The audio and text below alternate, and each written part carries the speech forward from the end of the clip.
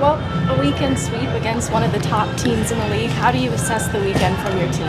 Well, obviously, proud that we were able to get, 4 huge points at home against the top team in the league. I thought there was a lot of really good stretches where when we were executing our game plan and playing our structure, we just proved we can play with anybody in the league. So I'm hoping that this is a big stepping stone, springboard for our team this weekend to take that next step the second half of the season. And a strong road trip, 6 of 10 points against 3 Pacific Division opponents. What were some big takeaways from that going into this weekend? Well, the first 2 games, I talked about it last night, didn't see any issues coming off break. I felt we had a lot of jump against a strong, heavy Tucson team, and then the game in Coachella looked like we kind of took a step back and looked a little tired and fatigued. And the lesson that we took away from the San Jose series was just starting on time. We got down early in both games. Came back in the first one, weren't able to. We made a game out of it, but too much of a climb for us in that second game. So touch on a couple things. Had a really good, strong week of practice, and you could tell our guys were motivated this weekend to play Calgary.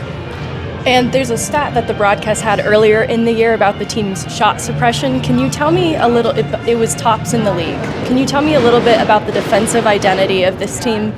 Well, it's something we focus on. We take a lot of pride. You have to be able to defend in this league, especially against some top skilled teams. And, we didn't achieve the shot suppression tonight. You're always going to play teams that are, trying to create offense in certain ways, or they're slinging pucks to the net and off second and third opportunities or rim outs. But just the understanding of how we arrive and how we can sort out to make it easier on everybody. I think our guys are doing a good job, and you can see the commitment from guys getting in shot lanes and blocking shots.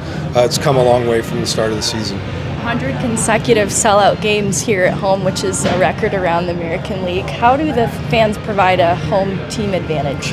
Well, I think it's unmatched. I haven't been in every building in the American Hockey League, but 100 consecutive sellouts says a lot of things about the passion our fan base has for our team, and it's reciprocal. Our players enjoy being here. That was critical. Friday night's game coming out, our crowd got our guys into it. We didn't have that opportunity to just sit back and feel the game out. The crowd was into it. Our players got their legs and their feet under them right away. They provide so much passion and energy. They can change the momentum of the game when they're into it.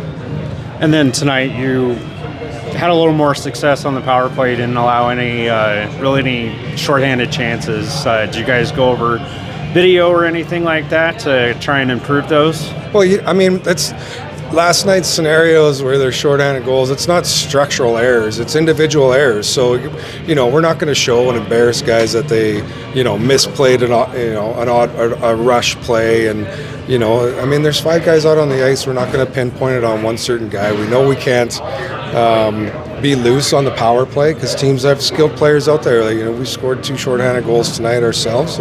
You get loose on the power play at times, you're going to give up some offense, and Calgary took advantage of it last night. Jacob McDonald's been a real key part of the team this year.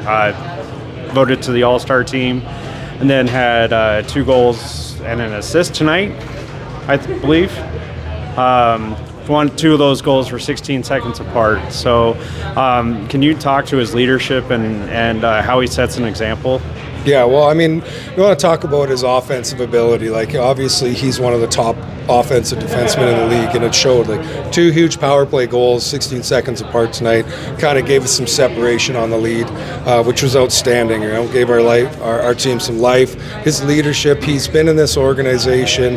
This is where he got his real crack at the NHL. He knows what the expectation and standard is here, and he's helping all the younger players have that same success because he's been through it. He's a guy that started in the ECHL, worked his way up, found his way and found some good time in the NHL, and he's capable of playing there, and he's in a position now where he's being a strong leader for us and an impact player on the ice. So it's everything we ask of our veterans. Oscar Olofsson scores right off the draw, and that shot is kind of a key piece in his calling card. Jared Benner described the report on him this year as having highs and lows, but recently it's been a little high. He earns an NHL call-up. Can you tell me about how he's built a little more into his game past that shot to be more dimensional? Well, I think that's a challenge for every prospect that's trying to find their way to the NHL. Like, you've got to find consistency, and a lot of it is in the smallest details, whether it's defensive play, puck battles. You've got to be a complete player to have a legitimate chance to play in the NHL, and so not everybody is going to have the same time frame and same path to get there. Everybody wants it to happen as fast as possible. It takes time. We're playing in a hard league against some really good players, against other top prospects. But it takes a lot of dedication and investment in your own development to get there and recognize what you need to do to build on, to work on a daily basis. And Oscar's slowly getting there. We know his offensive instincts and shot are always going to be a threat, right? So now we've got to round out his game and complete his game, so now he can take advantage of those opportunities. Like, you get him in an offensive situation, face off, he gets that release off, like, that's a strength of his. Like, now we need the strength of his to be away from the puck, tracking pucks, winning puck battles, blocking shots, all the small details that help you win. Keaton Middleton signs a 2-year extension with the Avs. You've coached him a lot, overseeing the defensive group now through several seasons behind the bench. How rewarding is it to see him get that contract? I mean, I'll give you an example. We always celebrate things like that as a group and as a team, and so we make the announcement that Keaton's going to sign the extension. He's earned this opportunity. It hasn't been easy for him. Like, he came to us on an AHL deal, got a quick few games in the NHL, and didn't see any action up there for a couple seasons, right?